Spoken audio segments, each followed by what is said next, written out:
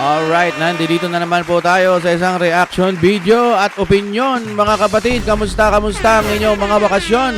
Magbabalita na naman po ang ating Pinas News Insider at ating gagawa ng reaksyon. Ano kaya ang meron dito mga kaibigan? Ng title, hala nagkagulo na? Escudero, yari dito kasado umano ko dito sa Senado? Patanong to. So ibig sabihin, hindi pa kumpirmado. Sa buwatan, sa pirma, nabunyag. Ayan mga kapatid. At yung kay Kuya Coach Oli mamaya mga kaibigan, yung patungkol po sa survey na bumagsak na. Papunta na ata ng negative to kasi mayroon pang 3 taon, di ba? Tignan natin mga kapatid kung trip nyo na may kasamang opinion at reaksyon. Tara, panoorin natin ito ng sabay-sabay.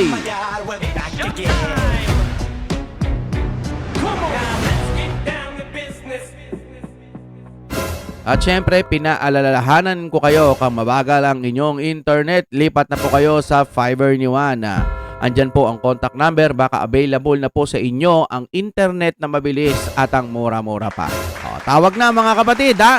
Okay, i-play na natin anong meron dito. Ito ang nakakagulat na balita na dapat malaman ng taong bayan na trending ngayon sa mundo ng social media at pilit ayaw ipalabas ng mga bias media sa publiko. Mukhang ang katotohanan na talaga ang siyang puputol sa mga kasinungalingan. Anong klaseng politiko ang nagpapalaya sa mga sinungaling na tao? Tila tinawag na walang kwentang politiko at binatikos sa halos di pinalagpas ng taong bayan ang kasalukuyang Senate President ng Senado matapos hindi pirmahan ang contempt order ni Senator Bato de la Rosa at Senator Amy Marcos sa Alam nyo, dun pa lang po sa hindi pumirma, dapat po maging maliwanag na ang inyong kaisipan.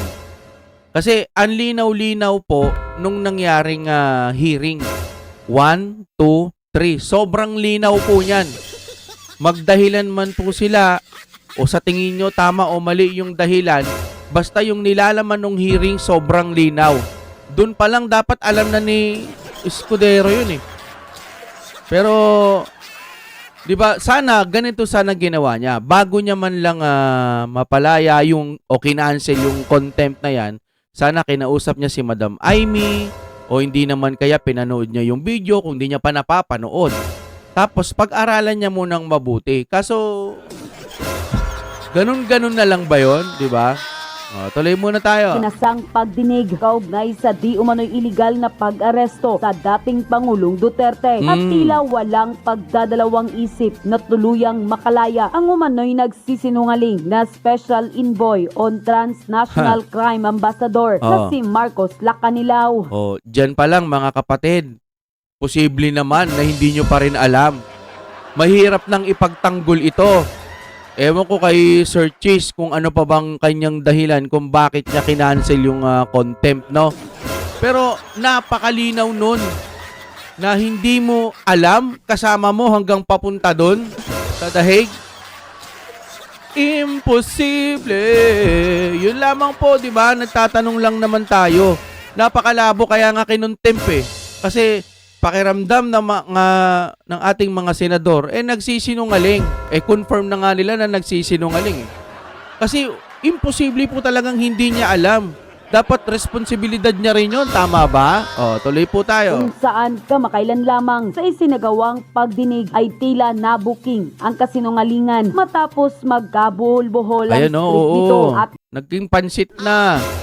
Hindi na alam kung saan papunta. nagawa pang magkunwari di umano na wala raw siyang alam na hindi dinala sa competent judicial court ang dating Pangulo na si Rodrigo Duterte. Balitang-balita nga yan sa buong Pilipinas at lumalagpas pa sa ibang planeta. Hindi, sa ibang di ba?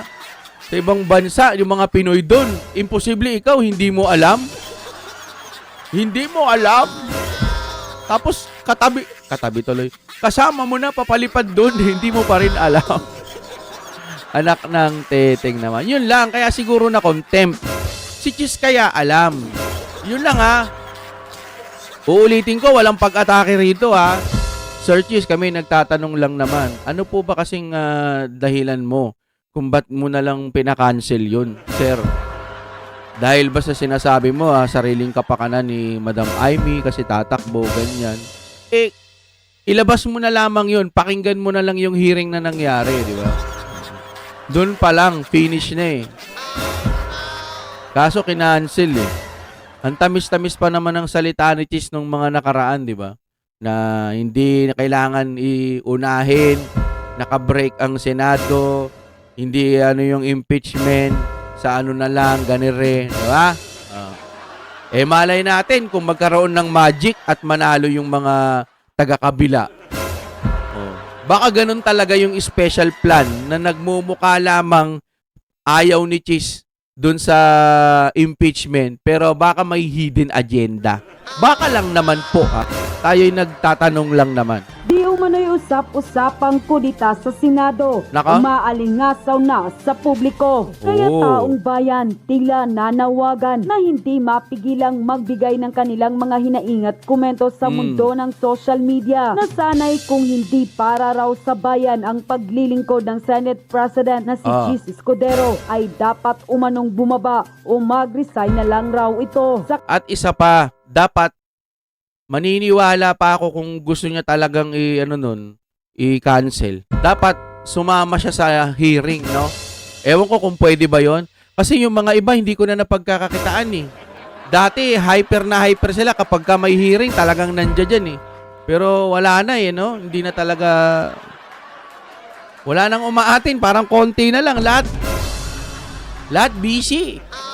Tuloy tayo Kanyang pwesto dahil klaro pa sa sikat ng araw ang di umano'y pagsisinungaling kaya pinatawa ng contempt order ang Ayun. nasabing ambasador. Gaano kaya katotoo ang Ambasador balitang pa yan, ito mga kababayan? Ating alamin. Pero bago natin tapusin ang balitang politika ngayon sa Pilipinas, kung ikaw ay bago pa lang sa channel na Yes, ito, Pinas ay News please Insider. huwag kalimutang mag-like, subscribe at i-click ang notification bell para mas maging updated pa kayo lalo sa lahat pa ng bagong video na i-upload sa channel na Alright. ito.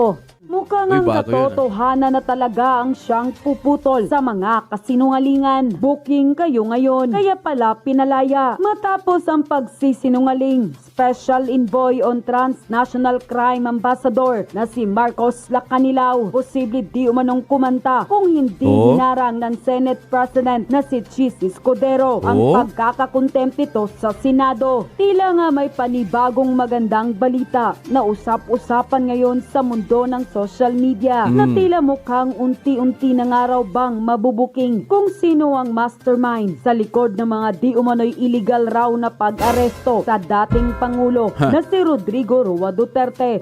Kayong mga kapatid, no, gusto kong magbasa sa comment section. Sa tingin nyo, makakalaya pa po ba ang ating Tatay Diggs? Naalala nyo yung dyan sa hearing, sabi nung may nakausap si Madam Amy, sa tingin nyo mapapalaya pa? Kasi nga yung mga ibang mga OFW natin na nagkaroon din ng kaso sa ibang mga bansa na ganito yung nangyari, ganire, ginawa daw lahat ng makakaya ng gobyerno para lang mapabalik dito sa Pilipinas yung mga nakasuhan ng mga nasa ibang bansang mga OFW. Talagang ang ganda ng pagkasabi ni Madam Amy doon. Talagang sinasabi niya na ginagawa ng gobyerno ang makakaya para lang mapabalik dito yung mga yun. Ngayon, biglang bumalik doon sa issue. Ang presidente po bang Duterte, kaya pa bang maipabalik dito sa Pilipinas? Parang umiling na lang ho sila parang ICC na kasi yun Sabi ng ganun, di ba?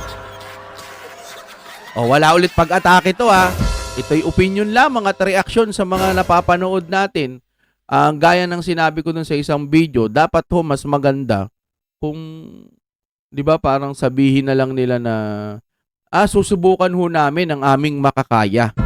Kung may mga iba pang paraan, maghahanap po tayo.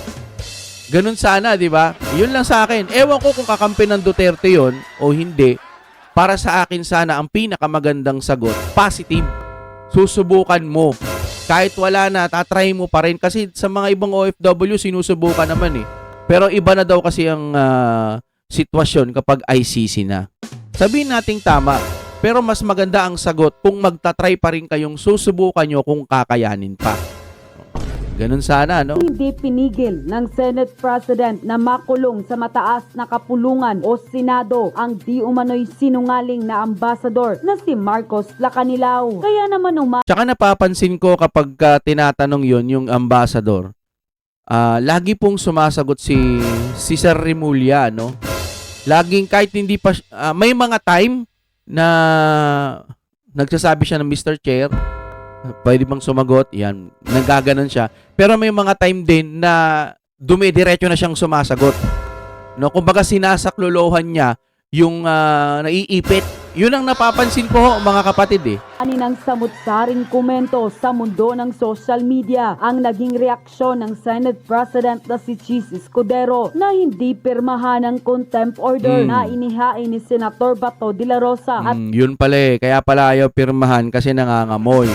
Tsaka yung mga warrant ata, no? Ewan ko lang kung napirmahan yun. ng presidential sister na si Senator Amy Marcos patungkol sa tila nag-uutos na ikulong ang nasabing ambasador na si Lacanilao nang hindi raw ito magsabi ng Ayun. buong katotohanan sa naging ikinasang pagdinig ng Senado. Tila tinatanong kasi ng presidential sister na si Senator Amy Marcos at Senator Bato de la Rosa kung bakit pinirmahan ni Lacanilao ang Yun. lahat ng mga papeles patungkol sa ICC. Gayong ito ang oversee ng di umano'y pag-aresto sa dating Pangulo Yun. at alam raw niya sa kanyang sarili na hindi dinala sa competent judicial court ang dating Pangulong Duterte para doon unang hinarap bago dalhin sa The Hague, Netherlands. Ang dami pala niyang pinirmahan eh, pero bakit hindi niya alam na nadala sa Philippine Court, no? Kinadismaya ng senadora na si Senator Amy Marcos ang di umano'y hindi makatarungang naging desisyon ng Senate President na si Chis Escudero matapos hindi nito pinirmahan ang nasabing contempt order ng Senado sa isinagawang pagdinig ng Committee on Foreign Relations ni Senator Bato de la Rosa at presidential sister si Senator Amy Marcos na siyang tumatayong committee chairman sa nasabing pagdinig. Ang mas nakakagigil pangaraw dito, bakit sa kabila ng pagkakakontempt ni Ambassador Lacanilao ay agad itong pinalaya ni Senate President Chis Escudero sa hindi raw malamang dahilan. Alam niyo ganito, no? 1, 2, lalo yung pangatlo, grabe, sobrang tagal din nun. 1 tsaka 3, part 1 tsaka 3, sobrang tagal po ng hearing na yun. Di ba? Talagang binusisi nila, talagang naganap sila ng mga papel, di ba? At ito, pinag-aralan ni Madam Amy yung mga galawan, ito yung nangyari. Si Cayetano naman yung mga history, at iba't iba pang mga taktik at paraan. Ang tagal nun, sa totoo lang, kung paglalaanan ni Madam Amy, basahin yung mga yun para lang maiharap o maitapat dito sa mga, ano bang tawag dyan, sila Sir Remulla, no? Tapos pagdating ng dulo, biglang cancel contempt. Ano kaya ang nabasa ni Sir Chis, ano? Kasi, kung naghihiring kayo dyan, tapos si Chis din pala mangingialam dahil nga Senate President, wala. Walang mangyayari kung ganyan. Kahit magsunod-sunod pa yung mga hearing dyan, tapos mag-contempt kayo, tapos papalayain lang din ni Chis. GG. So, ang tanong niyan, anong meron po tayo ngayon? Laging sa kabila na lang na side, yung, anong tawag dito, yung pabor. Base lang ho yan sa aking opinion, ha? Wala na ho tayong ibang nakikitang mga balita, kundi puro ganito o may kinalaman po sa Duterte. Kamusta naman po yung mga ibang balita? Yung mga highlights sana na pwedeng pag-usapan para po sa ikauunlad ng ating Pilipinas o imbestigahan pa yung mga ibang may budget na confidential fund pero ini-ignore na lamang. Kami po ay nagtatanong lamang at uhaw din sa mga katotohanan. Kaso kung ito lagi yung nakikita natin, tas wala naman din palang nangyayari sa kakapanood natin, gaya ng mga ibang hearing na hindi natin nalalaman kung ano ang mga resulta, wala. Sayang lamang, di ba? Nalaman nga natin ng totoo ngayon, anong sagot, anong kailangan. cancel, contempt, yun ang nangyari. Kaya naman hindi mapigilan ng taong bayan May kinalaman to mamaya kay Coach Oli ha, panoorin natin. Bayan na tila manawagan na sa Senado na kung hindi para sa taong bayan ang paglilingkod ni Senate President na si Chis Escudero at kung nakatuon lamang ito sa isang tao sa palasyo Yun ay lang. mas mabuting bumaba na lamang raw ito sa kanyang pwesto. Kaya Hindi bababa yan. Kinancel nga yung contempt tapos bababa. Di siya pag-iinitan pag wala na siyang kapangyarihan. Ano? Di ba? ang binabayad ng taong Yun lang, ha? bayan sa mga senador. Dapat buwagin na ang Senado. Chis, resign. Sayang lang ang tax ng bayan sa'yo, Chis. Kung hindi mo kayang panindigan ng taong bayan dahil sunod-sunuran ka lang sa palasyo, ay mas mabuting bumaba ka na lang sa pwesto. Pwede, Lalo pa sa oo. sikat ng araw ang pagsisinungaling ng ambasador. Hindi mo man lang mapirmahan ng contempt order. Yes. Napakawalang kwenta mong Senate President. Kaya Aray. panawagan namin, resign Grabe. now na, unquote. Matapos ang balitang ito, ay umaalingasaw na sa mundo ng social media at mga sources nito ang plano di umano ikinakasang kudita raw sa Senado matapos mabulabog sa publiko ang dalawa ng Senate President na si Chis Escudero at ayon pa sa nasabing balita. Pag nagkudita, malabo pa rin. Hindi ko sigura, sa tingin nyo, pasok pa rin yun? Hati yung mga pananaw nila dyan, iba-iba. Buti sana kung lahat yan, isa yung pananaw, no? Pero parang malabo mangyari kasi yung kudita, ipipirma pa rin ba si Cheese? Kung kinukudita, papalitan ako. Pipirmahan ko to kung papayag ako. Wala. Hindi, joke lang yun ha. Hindi ko alam kung anong klaseng meron sa kudita, pero tagal ko na naririnig mo yung mga ganyan, walang nangyayari, no? Ay sana'y ipalit na lamang raw di umano si Senator Cynthia Villar sa kanyang pwesto. Cynthia Villar, ay hindi mo mababayaran to. Mayaman to kahit hindi na to magano eh. Kaya lang naman dyan na sa Senado, bukod sa tutulong siya, siguro, passion niya yan eh. Matagal ng mga nasa politika yung mga yan, hindi nawawala eh. Kaya kahit mawala yan sa politika, hindi maghihirap yan, putik niya, nangyayaman ng mga yan. Bilang bagong Senate President ng mataas Pwede, na kapulungan pwede. ayon pa sa post online. Mukhang may mangyayari na namang kudita sa Teka. Sana kung sino yung popular, yun sana yung ano no, yung pwedeng maging Senate President. Kung sino yung popular no, sayang. Kasi yung mga ibang popular ngayon, parang hindi sila masyadong nagsasalita o nagdidepensa. No? Yun lang napapansin ko. Senado. Patatalsikin daw si SP Chis Escudero at papalitan daw ito ni Senator Cynthia Villar. Malabo Abangan ang yan. susunod na Malakas. kabanata. Kailan mangyayari Sana. ang kudita sa Senado? Villar in, Quezon out, co-op sa Senado. #Frontline Philippines. May umuugong muling kudita sa Senado. Patatalsikin umano si Senate President #Chis Escudero at ipapalit si Senator Cynthia Villar. Aba. Unquote. Ito po, Eto na mga kapatid, dito na tayo kay Coach Oli. Yung survey, lumagapak. Kung anong ginagawa nila kay President Duterte, siya naman pag-angat po ng ratings ni BP Sara. Siya naman pagbagsak ng ratings ng presidente. Ano to, fake news ba to? Tignan natin mga kapatid Coach Oli, shoutout po. pag-usapan natin yung bagong laglagan na di umano maraming Laglagan? nagme-mensahe sa akin na si Amy, si Torre at si Claire ay nakahanda ng ilaglag. Ibagsak ang trono. Ay, wag ganun. May masasali ka kay Rocket tsaka kay Maharlika sa inciting to sedition. Hindi po. Nako. Mamaya din pag-uusapan natin yung mga vloggers na yan. No? Oo nga no. Parang ginugulo talaga yung buhay nila no. Nila Madam Maharlika, nila Sir Roque no. Hindi na ata uuwi sa Pilipinas yun eh. But anyway, ito po ang gumakalat na balita ngayon no, sa social media and siguro sa dahil may maraming nagme-mensahe. Handa ng iwan si Bongbong Marcos. Ayun, tingnan natin. Lumagapak ang approval at trust ratings si Agoy. Pangulong Bongbong Marcos itong Marso. Pero ang numero ni Vice President Sara Duterte tumaas. Nasa frontline Ang galing naman ng balita ng TV5. Naka. Aba, mukhang dito pa lang iniwan na nila si PBBM ah. Kita nyo naman pag TV5, di ba? Minsan nagugulat, oy, ba't ganyan yung balita ng TV5?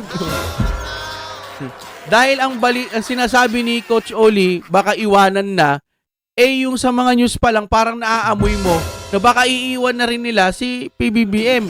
Baka lang naman, ano? Kasi sa news pa lang, sinasabi na rin dito. Nakakapagbalita na sila ng mga ganito.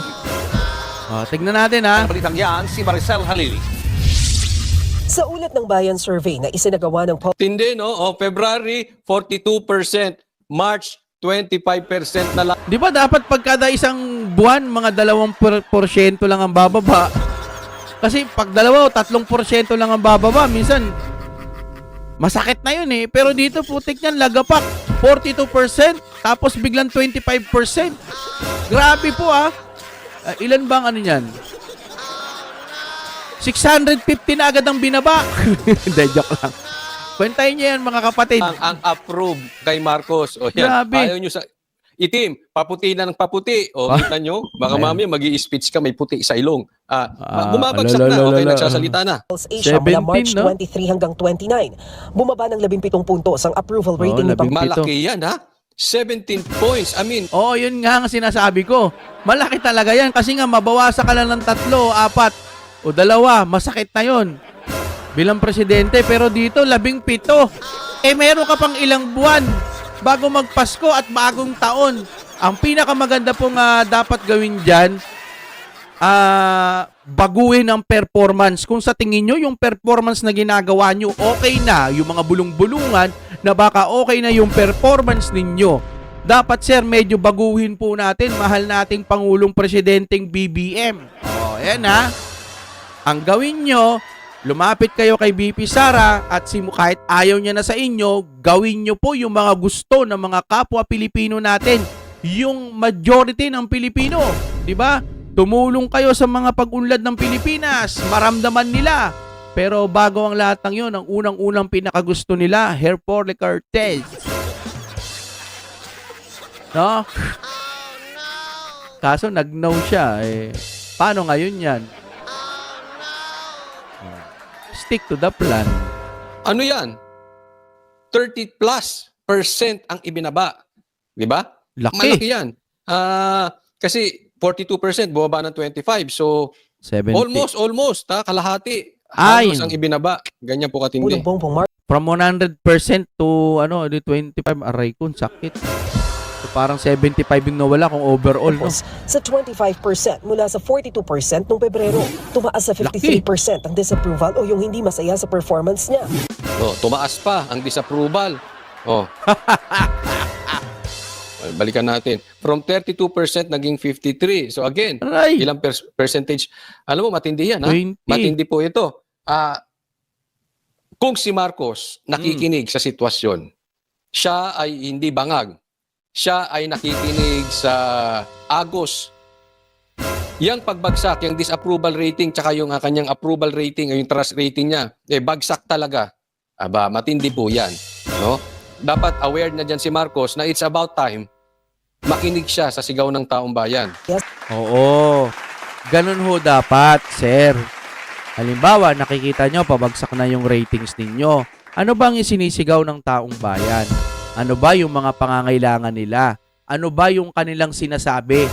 Susubukan kong pakinggan kung ano yung mga yon at pag-aaralan natin kung paano ito malulutasan. Malulusutan o malulunasan. Ganyan. Ganon, hindi yung, ito ay sample lamang, no? Hindi yung gagawa ka ng, hindi. Dapat, ikalat yung ganito, ikalat yung ganyan. Hindi, magmatigas tayo. Dapat ituloy yung, ganon. Hindi mangyayari. Kasi binoto kayo ng taong bayan base sa inyong dapat magawa. Naniniwala kasi ang mga taong bayan noong eleksyon na may kakayahan po kayong ipagpatuloy yung dating mga nasimulan ng magaganda ng ating Duterte. Nangako ata kayo nun kay BP Sara, correct me if I'm wrong. Kaso si BP Sara nadismaya na kasi wala nang nangyayari. Kayo ho ba? Ano ho bang nakikita nyong mga bago ngayon? Tumaas na po ba ang mga sweldo? Kahit konti man lamang makatulong. Hindi ko kasi sapat talaga ang ayuda, sir, mga ma'am. Bakit hindi sapat?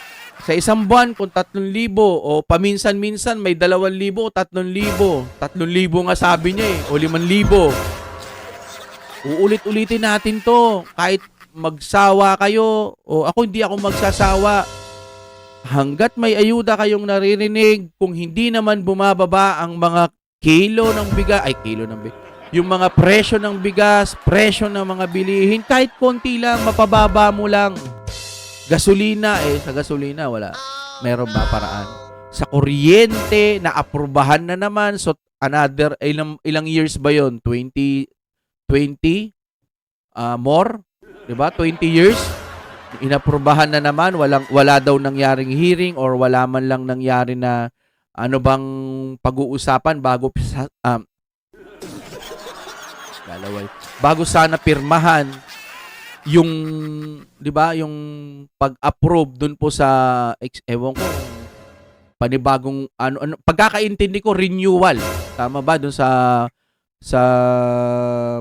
Meralco? Paano 'yan? Another pagkakalam ko 25 years ata 'yun. So ibig sabihin, pagpapatuloy pa rin yung pagtatanong natin na bakit sa atin inaatang yung lost. Alam nyo yun, di ba? Uso-uso na yun eh. Lagi natin naririnig yun eh. O yung mga lost, bakit sa atin pinapabayad sa Meralco? Bakit sa taong bayan, di ba? O, hanggang ngayon, question na lang yun. Deadman naman eh. At sa mga iba pang probinsya, lagi hong nagbabrun out. 'Di ba? Sobra-sobra 'yun, putik niyan. Yung iba walang tubig. Yung mga pangunahin, yung mga essential, kailangan po makita ng mga tao 'yan na gumaganda na. Ito pa yung walang katapusang flood control. Summer ngayon, dapat nakikita natin na pinagkakaabalahan po ngayon yung flood control. Kahit papano man lamang magawa. May update ba tayo patungkol doon? Wala.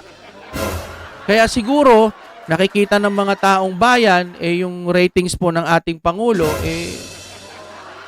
lumulubog. Binalita na pero may nakita tayong ratings din Ewan ko kung anong ratings yun. Parang ang taas ng Pangulo doon tas ang baba kay BP Sara. Ang gobyerno po dapat hindi pag-atake. Base lang ho sa aking opinion. Hindi pag-atake. Pag ina-atake ka, hayaan mo. Hindi mo naman sila mapiplease. Ayaw niya sa inyo Kaya dapat gumawa kayo ng mga mabubuting bagay para sa ating Pilipinas. Ayaw man nila sa inyo o gusto, doon kayo sa may gusto sa inyo na mapaunlad ang Pilipinas. Demo yung Pangulong Duterte at BP Sara, ang kanilang nadadahilan noon, ginagawa ko to para sa bayan, hindi para sa may ayaw sa akin. Ganun sana. Kaso pag may mga nagbabalita, fake news. Dapat yan, fake news. Tama nga naman, di ba? Na dapat yung mga nagpi-fake news, dapat talaga bigyan ng leksyon. Pero hindi naman yan priority. Pwede pa rin. Pero mas meron pang bagay na dapat natin unahin. Alright, hanggang dito na lamang. Maraming salamat po sa inyong panonood. At syempre, kung trip nyo ng katulad ng mga ganito, palike naman ang ating video. At pag medyo babagal-bagal na yung internet nyo, magpalit na kayo dyan Ito na, Fiber ni Juan. Nandiyan ang contact number. Baka available na po yan sa inyong lugar, ang Fiber ni Juan. Oh my God, we'll be back again.